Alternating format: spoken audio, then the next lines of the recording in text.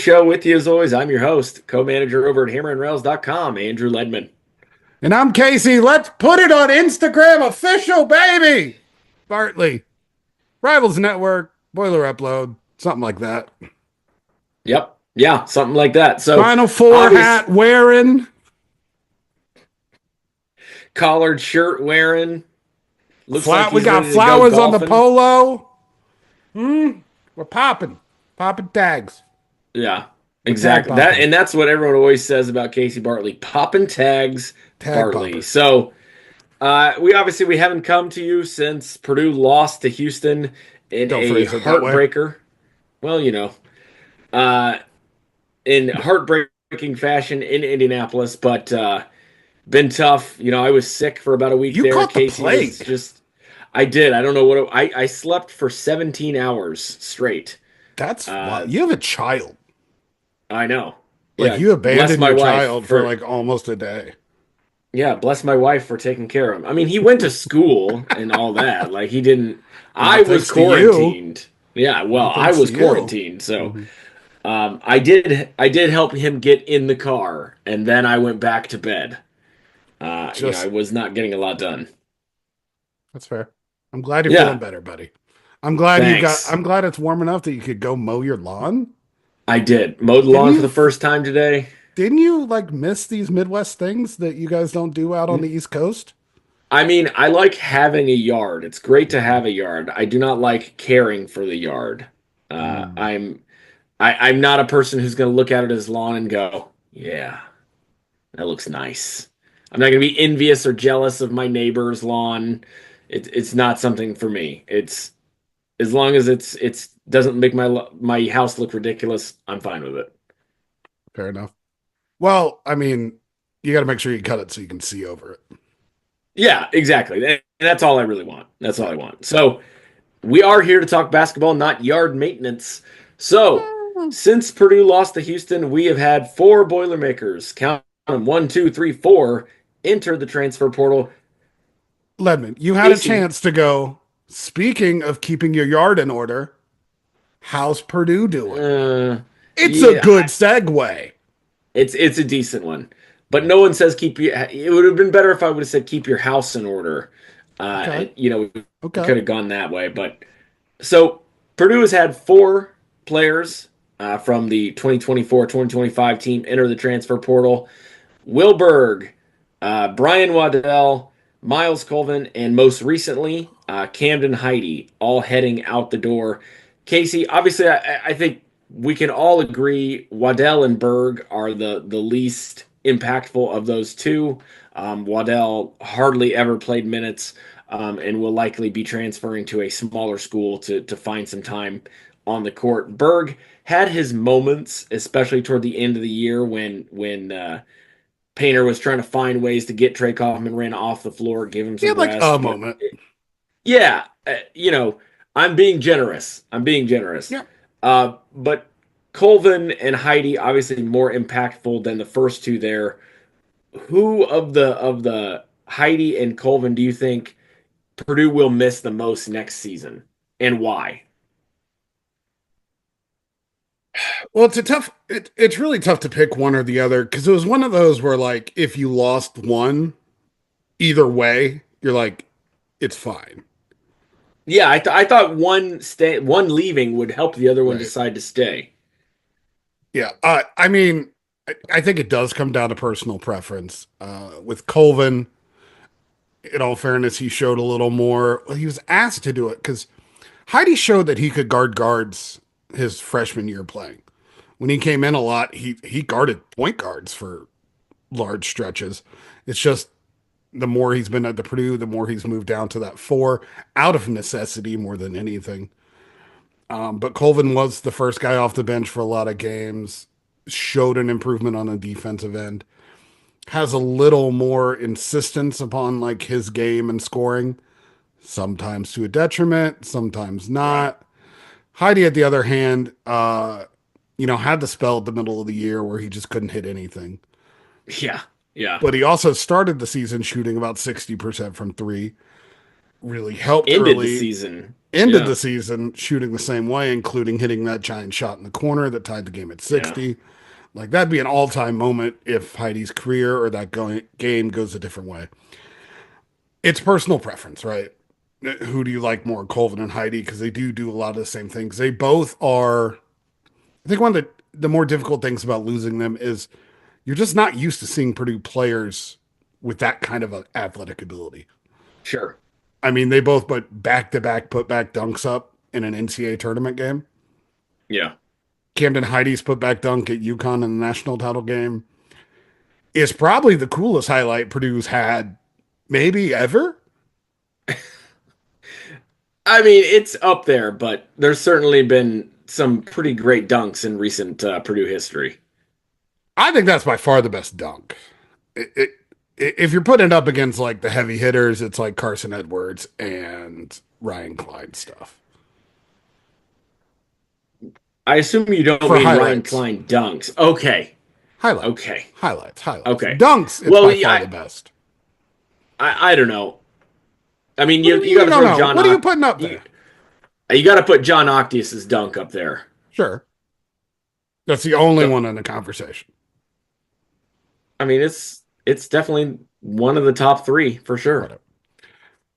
Regardless, to me, Camden Heidi took nothing away on the court, and I will always value that because Colvin had some shot selection issues, uh, Ball handling issues. ball handling. I mean, Cam never really did much with ball handling, which I Right. think Yeah. is Wasn't part of asked why to. they both are leaving because they want to do more. Yeah. But I just think Heidi was his ability to play at the four, especially when you bring in a real big guy. Like we saw how well it worked at times with Edie the year prior. Just his ability to stretch the floor, play out there. I just thought perfect complement to an offense that already has a bunch of guys that are really good with the ball. I Right. think Colvin's fit wasn't quite as natural. Is that Yeah. fair? I'm not even sure if that's a fair thing to say. No, I mean, I think I agree with it. Um, and I know both of them have chosen new schools. Colvin going to Wake Forest and Heidi going to Texas. I Heidi's going to can't look really good in a Texas uniform. just in general the uniform itself. Everyone looks good in the Texas Longhorn I do colors. like that burnt orange. Yeah. I mean, but not one of my top uniforms in the country. I mean, to me, It's not as one good of a basketball as it is a football uniform. yes, I will agree with that.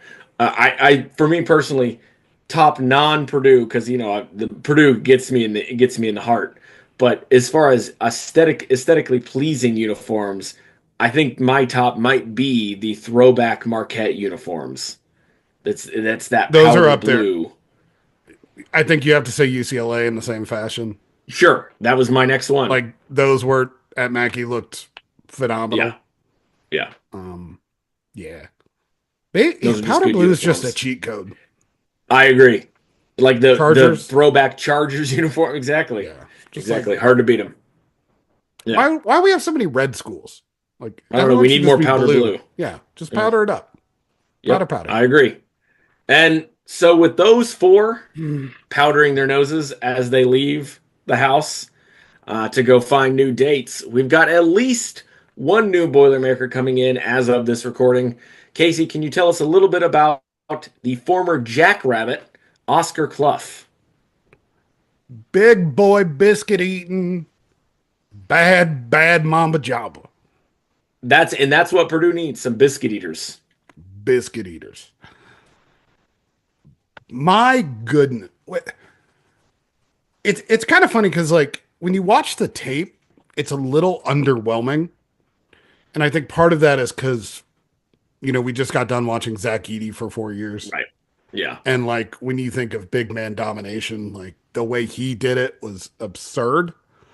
Clough Yeah. does it in a similar fashion.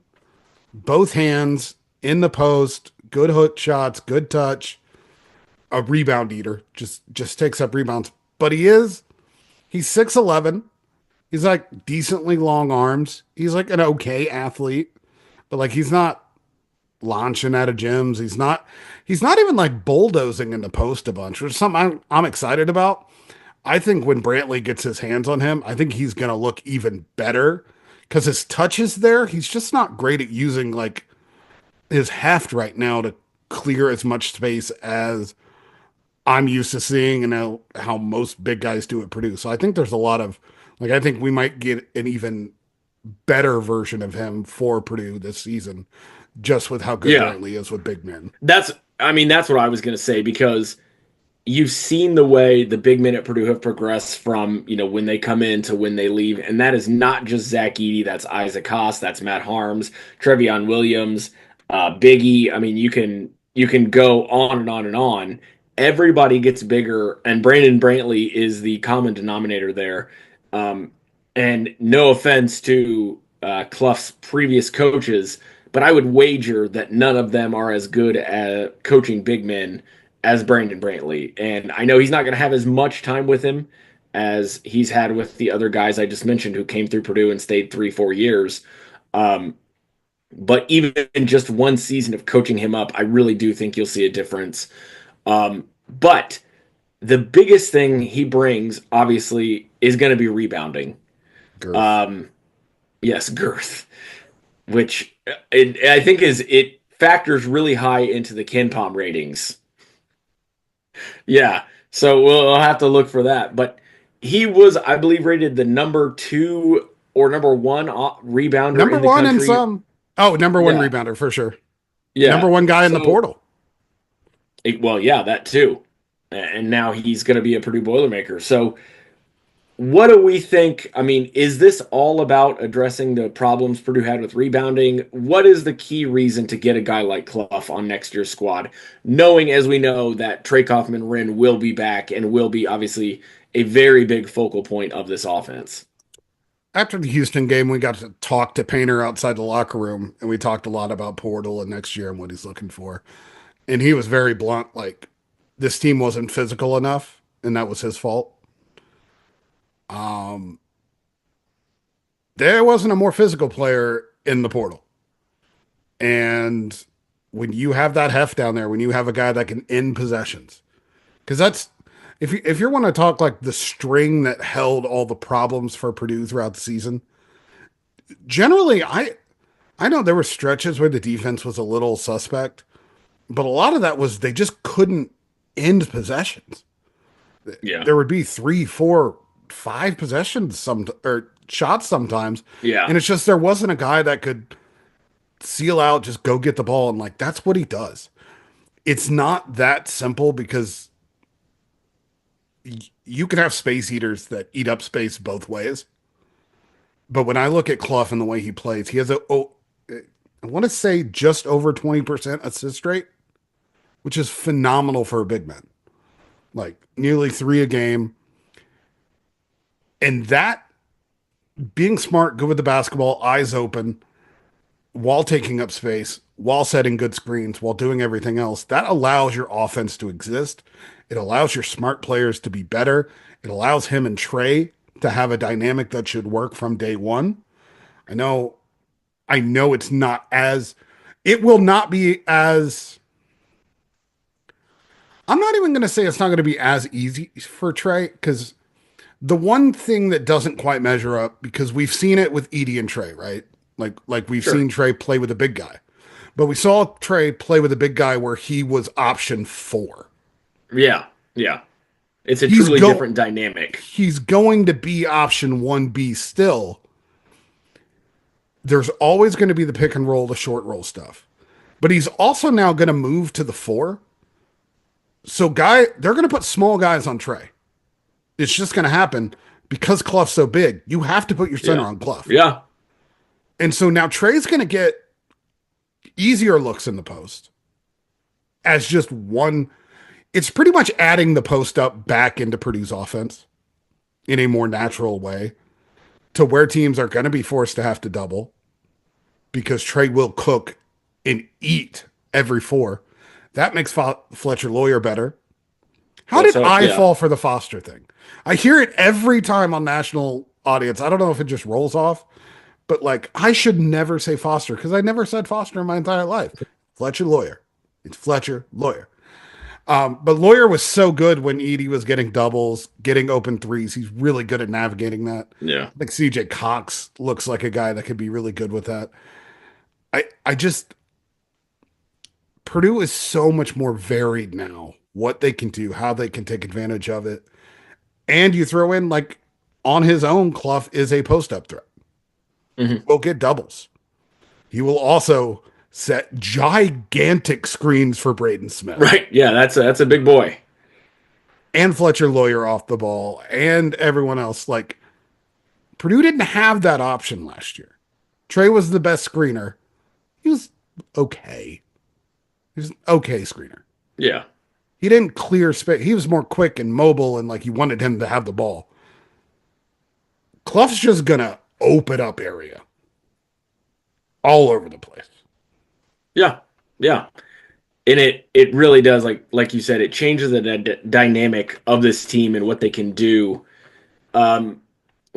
You mentioned talking to Painter outside the locker room after the loss to Houston, and he mentioned this in his press conference as well, that they're looking for multiple players in the transfer Mm-hmm. portal.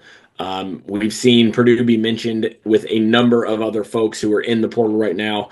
Obviously, the day we're recording this is April 14th. There are no more names committed to Purdue at this time, but they've certainly been very active. And I would expect them to get at least one, if not two more guys before this is all said and done. Do you agree? Yeah. I Are you surprised by the names that have popped up? Yes. Because this is my interpretation. I wrote this on the message boards on the depot on Boiler Upload. It's very clear. Purdue wanted to upgrade their starting spot, which I think we all knew about. I'm not sure everyone knew going in, but like Clough is challenging Jacobson to start. I don't know who's Oh, going to yeah, start. absolutely. No, I, Like I mean, they didn't say we need another big just to fill space. They said we want no. a guy where our starting five will be better this year for sure. They're treating the third spot, this next guy, the names that are popping up, the same way. Like Painter is trying to get another starter. Yeah. We can break into names in a second, but are you surprised that like it's not just filling in space? Like Painter wants another starter. I, I don't think it's surprising to me Mhm. because I think Painter knows the team that he has, which we can get into in a moment. I mean, Trey Kaufman Wren, Fletcher Lawyer, Braden Smith.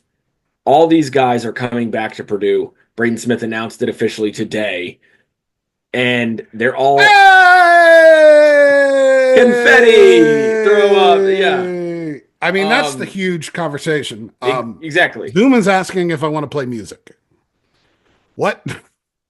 Who? The Zoom. It popped up. It said Oh, playing music. It oh, knows it's time to party. yeah. Uh, that obviously Let's was just announced. talk about Braden first, because like we can't Oh, just wait, hold skip on. over it. You mentioned Let it. me finish. Let me finish my Eh, thought. eh. So, with those three all coming back, Painter knows that he has a very, very good shot to get to the Final Four again, second time in 3 years, and it is in Indianapolis. So, while I think in years past, Painter would maybe sit on an open scholarship and say, if I don't find the right guy, it's fine. Whereas now he's like, this is my shot. I'm going to empty the chamber. We're going to do everything we can.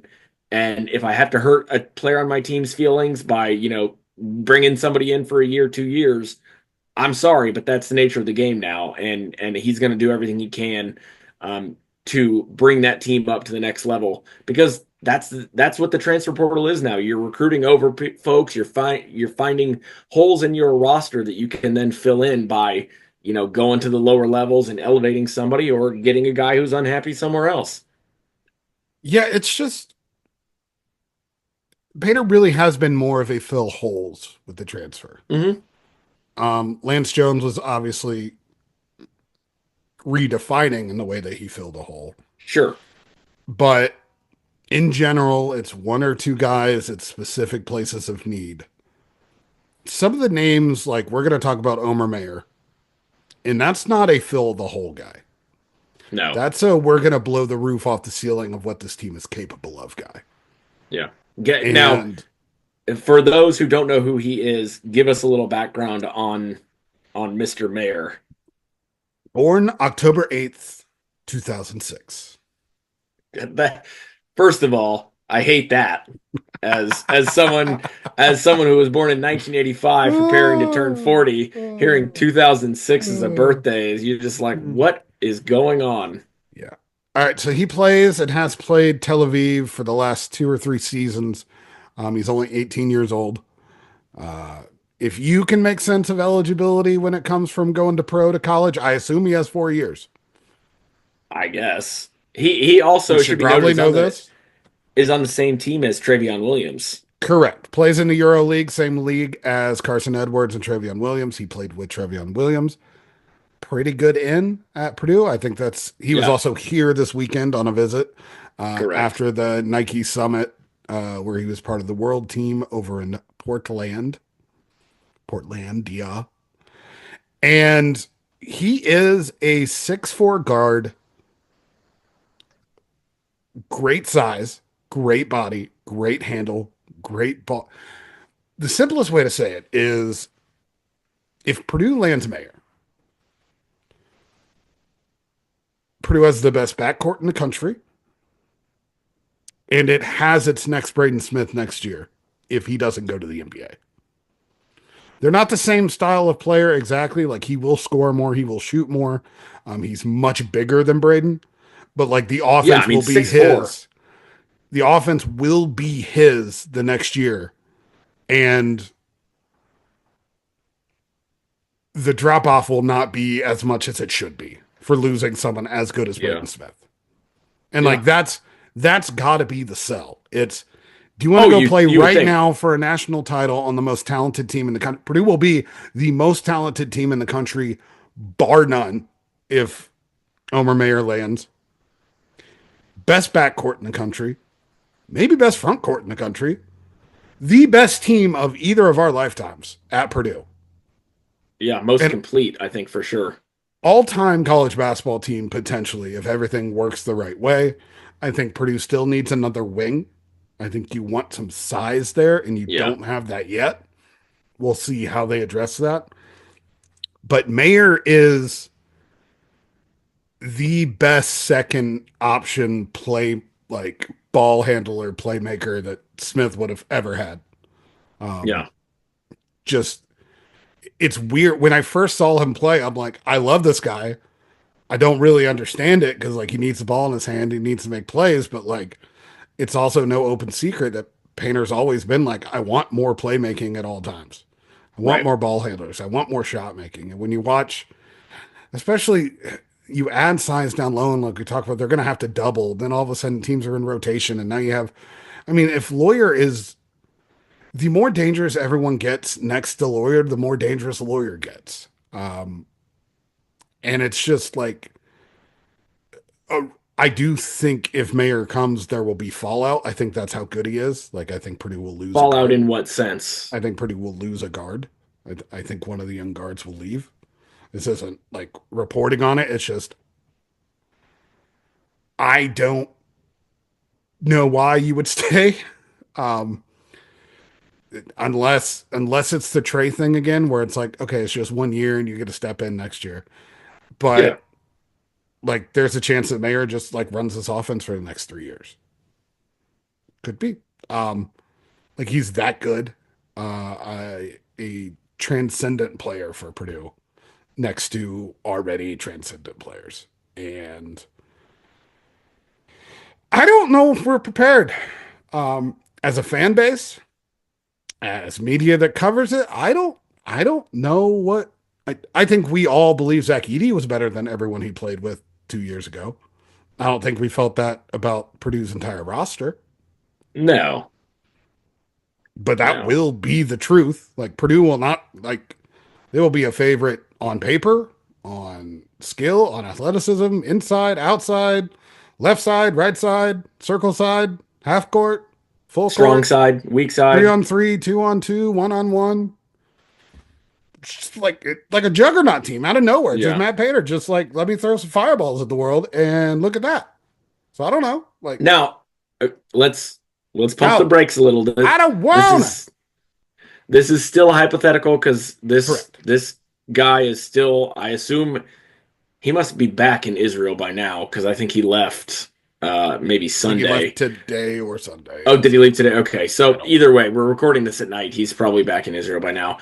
No word yet on any commitment, so it is still a hypothetical. But are there any other names that jump out to you um, about which Purdue could be involved or Purdue could land? Or if you want to take a step back and not go through names as much, I know you said you think Purdue needs a wing. What exactly are you looking for in that wing?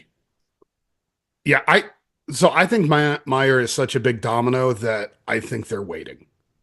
Okay, I don't because I think depending on like if you add him, all of a sudden I don't think you care about adding like any ball skills at all at the wing. You just want a big physical guy.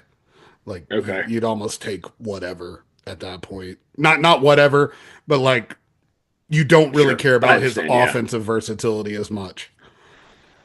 But yeah, I think because when you look right now, point guard Smith, obviously, lawyer shooting guard, CJ Cox would slide in at the three as of like the big men minutes are mostly full. Trey at the four, he'll play some at the. I don't. I guess he's not going to play a bunch at the five with Jacobson and Clough Yeah, I both wouldn't there. think.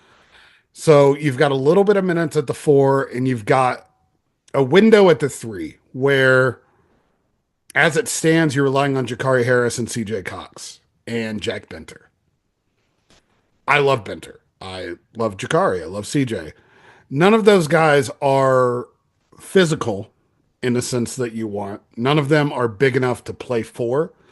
I think you still want a guy like some of the names that Purdue's been tied with that have chosen, like Elijah Saunders from Virginia, pretty much a taller Mason Gillis style. Doesn't shoot as well, but like that's his game.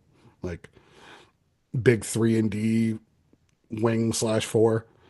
And that's what they need. Just like 6'6" to 6'8". Ideally can play a little backup four and can play the three. Because I just don't think Raleigh Burgess has playing the four in him. Where do we think Burgess winds up in all this? So Clough's a senior, right? I Yeah, it's Burgess almost redshirted last year, and the calf injury kind of took him out of the rotation at the end of the season. I don't hate him redshirting this year. I know it's weird to play to not play, but like if ideal world, you redshirt him and then you have him and Jacobson for the next 2 years after that. I mean that's a lot to ask. I feel like in this modern day of college basketball. It is.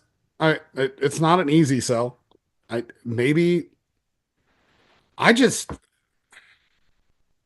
I just don't think he can survive either end at the four. So like Yeah, I mean I don't know where his minutes would be.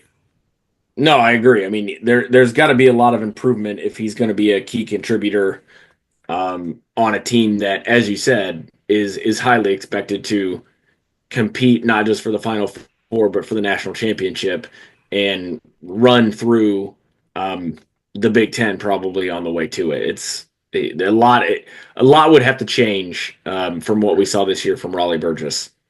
Yeah, and I think it's kind of proof of like if Purdue's willing to go all in on Mayer on Clough, like they're going to go all in to get a big wing. Like they're not going to rely on Jakari playing up or Jack Benner as a true freshman. Like you said, if this is a once in a lifetime, like you go get a guy. Yeah, And you don't leave anything on the table. right. So there was the Delaware shooting four that Purdue was looking at as well. Um, so like I I think ideal world Mayer comes and then Purdue grabs a defensive minded wing slash power forward who rebounds well. That's and then you're set and you probably have too many bodies. Yeah. Yeah, that's the other problem, especially as as I've noted a couple times during this podcast. How do you keep all these guys happy in the modern college basketball world You where don't. there well yeah, I mean there is no penalty for transferring. You can go freely at the end of the season and say I didn't think I was used right. I think I can get more minutes. I think I can do more. And those things all may be true, but in the past you couldn't just, take your ball so to speak and go home, whereas now you can. And it makes it so much harder for the coaching staff to recruit, keep everybody happy.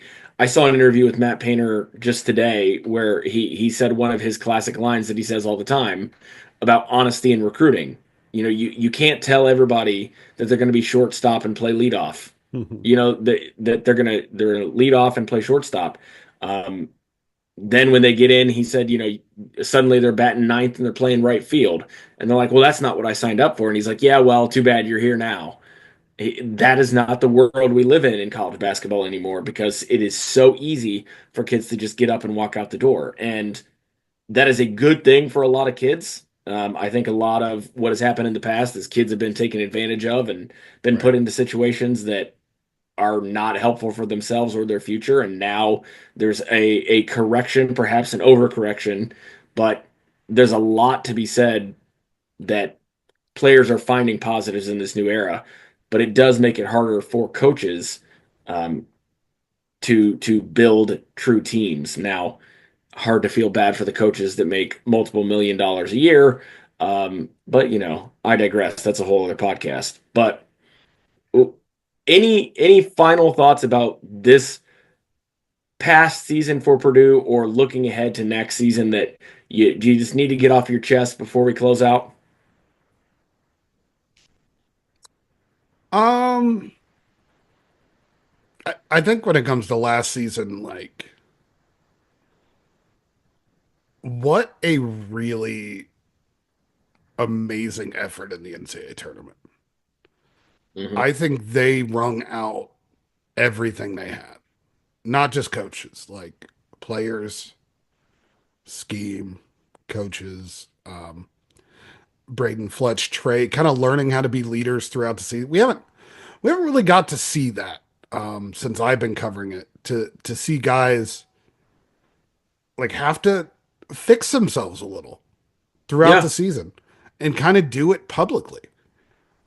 Obviously, that's a little bit in the nature of the beast, but also just like because of the way they went about it, their personalities, you could kind of see it throughout the season. They talked, we talked to him about it throughout the season a little bit. Braden Smith, told us that I go inward, and I've got to not do that. And I think it was an uncomfortable place for a lot of those guys to be. And it wasn't pretty throughout the season. Some of the losses were bad. Some of the performances were uneven. I think there were times where the team wasn't having a bunch of fun together. But because of the structure, the trust that starts with Painter, that builds through having a coaching staff of all guys who have been there, who's proven it, former players around, I think there's a trust there and an ability to. It never became a lost season, and they were able right. to put their best form together on the brightest stage against the best competition. Like that Houston game, that second half performance by Braden Smith. And a lot of the guys, like Colvin hit a couple shots, Camden Heide hit a couple Yeah. shots, Fletcher Lawyer kept them together in the first half. That performance is up there with me with the Virginia game in terms of like that was a team that made the title game. Like that was a defense that was supposed to be the kryptonite of Braden Smith, be the kryptonite of Purdue. Yeah. And they were few blown calls, a few bad bounces Yeah. away from like going back to another Elite Eight, potentially a Final Four on a team that like to a man didn't. They always believed in their best selves throughout the season, but they didn't always prove it. But at the end of the season, like they did, and like I'm really glad that we're not sitting here going, man, what could have been? Because now we get to Right. see because Braden Smith's back. Yep. And Braden Smith back is that's a college story for all of us to root for. A kid who, Matt Painter wanted him when no other school did. Yep. And now Braden Smith chooses Purdue again when every other school wanted him. Yep. And He that's a could have cool he could story. have gone anywhere in the country. Anywhere. We obviously don't know the conversations that were had behind the scenes with an agent, with perhaps parents, perhaps with Braden Smith himself. Um, Accountants. yes, Do accountants. you know how much money $6 million is? Yeah, we don't know the numbers that were thrown around, but we do know as of today, Braden Smith has officially said, "Hey, I'm coming back. We're going to run it back one more time." He's coming back for his senior year, and what a display of loyalty to the Purdue program, to Matt Painter, who, as you said, found Braden Smith and offered him a scholarship when no other major D1 school did that. And it's certainly worked out well for both sides. Now, it's a lot to look forward to for next season. It's unfortunate we have to wait, 5, 6 months for it all to come back around again, but that's the nature of college basketball. So, Casey, before we get out, I have one final question for you, and it Is it goes gonna back. be about WrestleMania?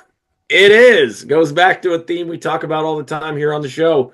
Who do you got on Sunday, night two of WrestleMania? You think it's going to be Cody, or is it going to be the evil John Cena? Welcome to the dark times. It's tough. You, you mess with the Rock, you get pounded. I'm going to let that one go right by. Uh, I Strudel? do think he Cody might lose. He's Uh, gonna I lose. mean, You can't do all this because and then not. Though I will say, the chase for 17. Are you really gonna do it as a heel? Well, I mean, I just think they've built up The Rock as such a bad guy over the last year, leading up into last year's WrestleMania, and then he lost. I mean, he won the tag team match on night one, but then Roman lost the match in night two, so he really didn't get anything last year. And then he comes out, he's able to turn John Cena heel, and yeah, that was a cool moment at Elimination Chamber. But then if he then loses again, what was the whole point of The Rock coming out? I mean, is he going to continue to be involved? I don't know, but I think it would be maybe a better story to have Cena win this one and then go from there. But I don't know. And then maybe eventually he finishes the year as a baby face once again. But that's my prediction. He somehow finishes his career, retires as the Let's good guy once again. go. There you go. John So I'm Cena. excited for WrestleMania. I don't have as much excitement Because as I did now. last year. Yeah. I don't have as much excitement going into 41 as I did to 40, but that is all right. I'm sure it's going to be a lot of fun Saturday and Sunday. So, hey, if you're WrestleMania fans, maybe chat with us on Twitter. Till next time, folks, for Casey and myself, thank you for